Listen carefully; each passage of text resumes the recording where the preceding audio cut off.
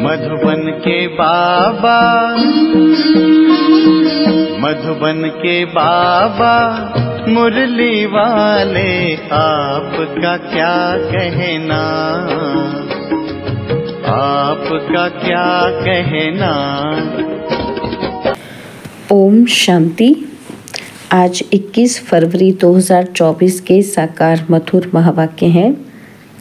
आज मीठे मीठे बाप दादा बोले, मीठे बच्चे, ज्ञान की तलवार में योग का जौहर चाहिए, तभी विजय होगी। ज्ञान में योग का जौहर है तो उसका असर ज़रूर होगा। बाबा ने कहा, मीठे बच्चे, ज्ञान की तलवार में योग का जौहर चाहिए, तभी विजय होगी। ज्ञान में योग का जौहर है तो उसका असर ज़रूर होगा। बाबा ने आज प्रश्न पूछा, तुम खुदा के पैगंबर हो, तुम्हें सारी दुनिया को कौन सा पैगाम देना है? तो उत्तर में बाबा ने समझाया कि सारी दुनिया को पैगाम दो कि खुदा ने कहा है, तुम सब अपने को आत्मा समझो, देह अभिमान छोड़ो, एक मुझ बाप को याद करो तो तुम्हारे सिर से पापों का बोझा उतर जाएगा। एक बाप की याद से तुम पावन बन जाएंगे। अंतर्मुखी बच्चे ही ऐसा पैगाम सभी को दे सकते हैं। ओम शांति। बाप ने समझाया है कि कोई भी मनुष्य मात्र, फिर चाहे दैवी गुण वाला हो या आसुरी गुण वाला हो, उनको भगवान नहीं कह सकते। यह तो बच्चे जानते हैं कि दैवी गुण वाले होते हैं सतयुग में और आसुरी गुण वाले होते हैं कलयुग में। इसलिए बाबा ने लिखत भी बनाई है कि दैवी गुण वाले हो या आसुरी गुण वाले, सतयुगी हो या कलयुगी, यह बातें बड़ी मुश्किल से मनुष्यों को समझ में आती हैं।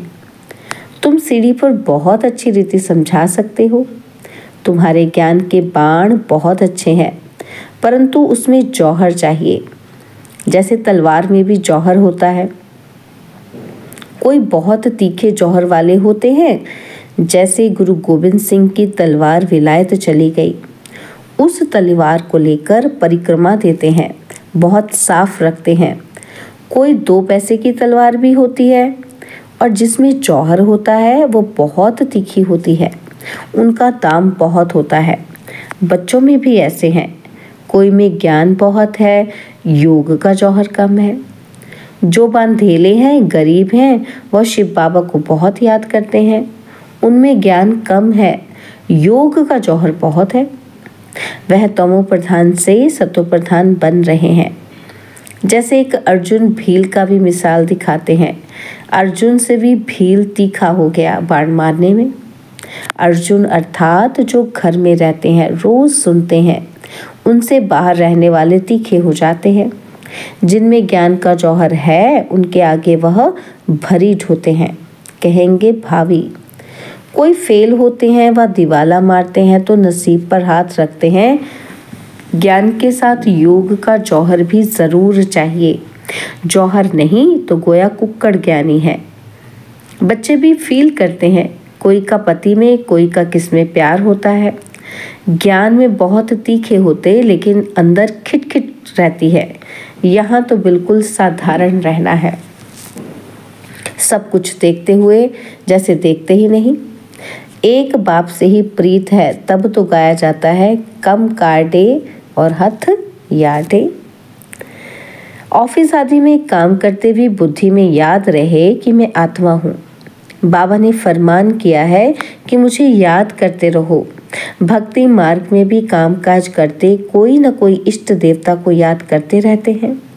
वह तो है पत्थर का बुत, उनमें आत्मा तो है नहीं। लक्ष्मी नारायण भी पूजे जाते हैं, वह भी पत्थर की मूर्ति है ना। बोलो, इनकी आत्मा कहाँ है? अब तुम समझते हो जरूर कोई नाम रूप में है। अब तुम फिर योग बल से पावन देवता बन रहे हो। एम ऑब्जेक्ट भी है। और दूसरी बात, बाप समझाते हैं ज्ञान सागर और ज्ञान गंगाएं इस पुरुषोत्तम संगम युग पर ही होते हैं, बस एक ही समय पर होते हैं।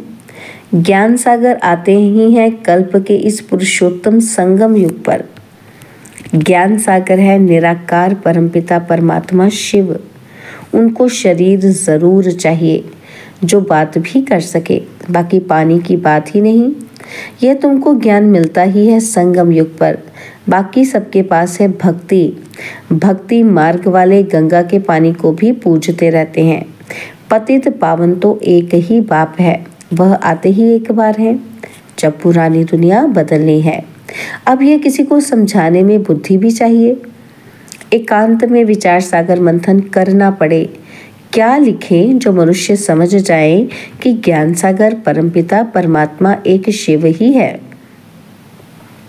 वह जब आते हैं उनके बच्चे जो ब्रह्मा कुमार कुमारियां बनते हैं, वह ज्ञान धारण कर ज्ञान गंगाएं बनते हैं। अनेक ज्ञान गंगाएं हैं जो ज्ञान सुनाते रहते हैं, वो ही सद्गति कर सकते हैं। पानी में स्नान करने से पावन नहीं बन सकते, ज्ञान होता ही है संगम पर। यह समझाने की युक्ति चाहिए, बड़ा अंतर्मुख चाहिए। शरीर का भान छोड़ अपने को आत्मा समझना है। इस समय कहेंगे कि हम पुरुषार्थी हैं। याद करते करते जब पाप खत्म होंगे तब लड़ाई शुरू होगी। जब तक सबको पैगाम मिल जाए। पैगाम अथवा मैसेज तो शिव बाबा ही देते हैं। खुदा को पैगंबर कहते हैं ना। तुम सबको ये पैगाम पहुंचाते हो कि अपने को आत्मा समझ परमपिता परमात्मा के साथ योग लगाओ। तो बाप प्रतिज्ञा करते हैं कि तुम्हारे जन्म जन्मांतर के पाप कट जाएंगे। यह तो बाप ब्रह्मा मुख से बैठ समझाते हैं। पानी की गंगा क्या समझाएगी। बेहद का बाप बेहद के बच्चों को समझाते हैं कि तुम सतयुग में कितने सुखी संपत्तिवान थे और अभी दुखी कंगाल बन पड़े हो। यह है बेहद की बात। बाकी यह चित्र आदि सब भक्ति मार्ग के हैं। यह भक्ति मार्ग की सामग्री भी बननी है। शास्त्र पढ़ना पूजा करना यह भक्ति है ना। मैं थोड़े शास्त्र आदि पढ़ाता हूँ। मैं तो तुम पतितों को पावन बनाने के लिए ज्ञान सुनाता हूँ। क्या सुनाता हूँ कि अपने को आत्मा समझो। अभी आत्मा और शरीर दोनों ही पतित हैं। अब पाप को याद करो तो तुम ये देवता बन जाएंगे। देह के सर्व पुराने संबंधियों से ममत्व मिट जाए। गाते भी हैं कि आप आएंगे तो हम और कोई की नहीं सुनेंगे। एक आप से ही सब संबंध जोड़ेंगे और सब देहधारियों को भूल जाएंगे। अब बाप तुमको अपना वायदा याद कराते हैं। बाप कहते हैं मेरे साथ योग लगाने से ही तुम्हारे विकर्म विनाश होंगे। तुम नई दुनिया के मालिक बन जाएंगे। यह है एम ऑब्जेक्ट। राजाओं के साथ प्रजा भी जरूर बननी है। राजाओं को दास दासियां भी चाहिए। बाप सब बातें समझाते रहते हैं। अच्छी तरह योग में नहीं रहेंगे, दैवी गुण धारण नहीं करेंगे तो ऊंच पद कैसे पाएंगे। घर में कोई ना कोई बात पर झगड़ा कलह होती है ना। बाप लिख देते हैं कि तुम्हारे घर में कलह है, इसलिए ज्ञान ठहरता नहीं। बाबा पूछते हैं स्त्री पुरुष दोनों ठीक चलते हैं। चलन बड़ी अच्छी चाहिए, क्रोध का अंश भी न रहे। अब तो दुनिया में कितना हंगामा और अशांति है। तुम्हारे में बहुत ज्ञान योग में तीखे हो जाएंगे तो और भी बहुत याद करने लग पड़ेंगे। तुम्हारी प्रैक्टिस भी अच्छी हो जाएगी और बुद्धि भी विशाल हो जाएगी। बाबा को छोटे चित्र इतने पसंद नहीं आते हैं। सब बड़े बड़े चित्र हों, बाहर मुख्य स्थानों पर रखो। जैसे नाटक के बड़े बड़े चित्र रखते हैं ना, तो अच्छे अच्छे चित्र बनाओ जो बिल्कुल खराब ना हो। सीढ़ी भी बहुत बड़ी बड़ी बनाकर ऐसी जगह रखो जो सबकी नज़र पड़े। सीट पर ही रंग आदि ऐसा मजबूत हो जो पानी व धूप में खराब ना हो। मुख्य स्थानों पर रख दो, या कहाँ एग्जीबिशन होती है तो बड़े मुख्य 2 चित्र ही काफ़ी हैं। तो बाबा कहते ये गोला भी वास्तव में दीवार जितना बनाना चाहिए।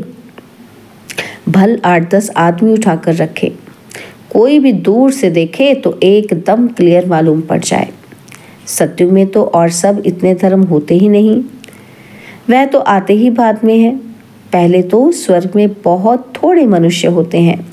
अब स्वर्ग है या नरक तुम इस पर बहुत अच्छी तरह समझा सकते हो। जो आए उनको समझाते रहो। बड़े बड़े चित्र हों, कैसे पांडवों के बड़े बड़े बुत बनाते हैं, तुम भी पांडव ही हो ना। तो शिव बाबा तो संगम पर पढ़ाते हैं। वह श्री कृष्ण है सतयुग का फर्स्ट प्रिंस। तुम समझाते समझाते अपनी राजाई स्थापन कर लेते हो। कोई पढ़ते पढ़ते छोड़ देते हैं। स्कूल में भी कोई नहीं पढ़ सकते हैं तो पढ़ाई छोड़ देते हैं। यहाँ भी बहुत हैं जिन्होंने पढ़ाई को छोड़ दिया है, फिर वह स्वर्ग में नहीं आएंगे क्या? मैं विश्व का मालिक, मेरे से कोई 2 अक्षर भी सुने तो भी स्वर्ग में ज़रूर आएंगे। आगे चलकर ढेर सुनेंगे। यह सारी राजधानी स्थापन होती है। कल्प पहले मिसल। बच्चे समझते हैं कि हमने अनेक बार राज्य लिया है फिर गंवाया है। हीरे जैसा थे फिर कौड़ी जैसा बने हैं। भारत हीरे मिसल था, अभी फिर क्या हुआ है? भारत तो वही है, होगा ना। तो इस संगम को पुरुषोत्तम युग कहा जाता है। उत्तम से उत्तम पुरुष भी है, बाकी सब है कनिष्ठ।